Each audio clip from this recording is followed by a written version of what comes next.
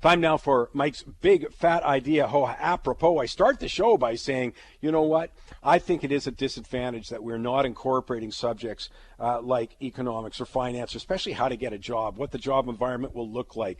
Well, that brings me to the big fat idea of the week. Very pleased to welcome back to the show Eamonn Percy. He's with the Percy Group. Eamonn, let's start with your big fat idea. Great. Thanks very much, Mike, for being on your show. Really appreciate it. So my big idea for this week is that specifically focused on young people, millennials, those between the ages of 18 and 35. I think right now the best investment that they can make in this changing world is in themselves, in developing their skills to get ready for what's coming. Well, let's elaborate a little bit on that. I know you're well known in the country for that. I know you've written for the Globe and Mail and stuff like that. But, I started off, and it's funny, I didn't know what you were doing today, and you certainly didn't know what my editorial was going to be about. So it's kind of interesting. What are your reasons for this? Well, but I have three reasons. The number one reason is before a young person can start thinking about investing in the traditional sense, they need to get their income up. They need to have the potential to make a lot more money and just strip it right down to how do you go out into the marketplace and make more money. Once you have additional money, then you can think about investing. The other thing is that the world is changing, and you've talked about this on your show. It's changing massively. So the rules that our generation helped our kids with are not going to apply into the future. You look at technology, you referenced economics. Those new rules will require new skills. And these young people need to develop the skills today. The last reason, and you know what, Mike, I thought I was at the age where nothing would shock me anymore, but that doesn't seem to be the case.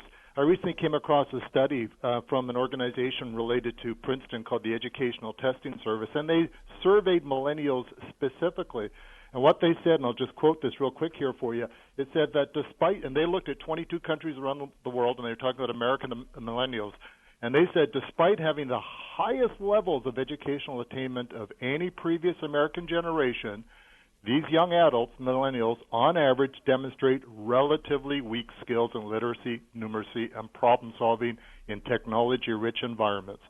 So what that means is we have higher levels of education, but lower actual job-ready skills.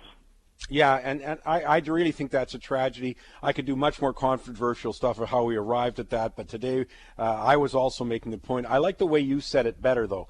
Changing a world is creating massive disruption. We both know that, but they need to build new skills to prepare. Let's get a couple more. I know we've put on the website something you wrote, I think, for the Globe and Mail, and it's 9 critical skills, whether it's basic adaptability, money making. But I want some examples. What kinds of skills?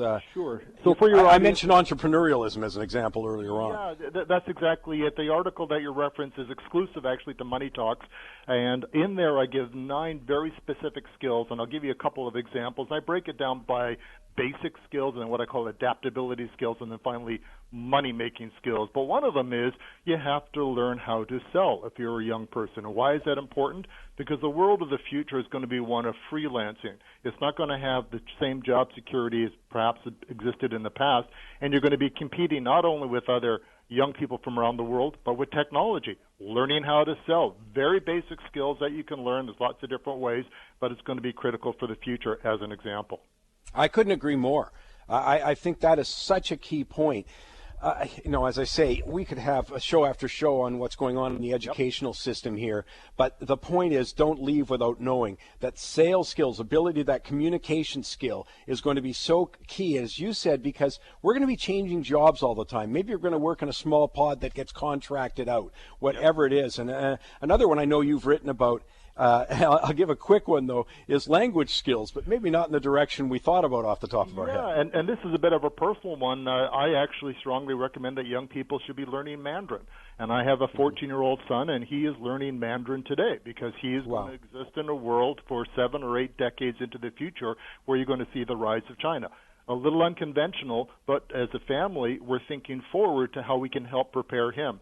And that's the type of thinking I'm getting at. Not the traditional stuff that may have worked in the past, but it's the new rules. I think that's a terrific message. Go onto our website, moneytalks.net. Eamonn has written an article outlining the 9 skills. Get your son, your daughter. This is just key information. I think it's terrific. Eamonn, thank you for finding time for us. No problem, Mike. Thanks very much.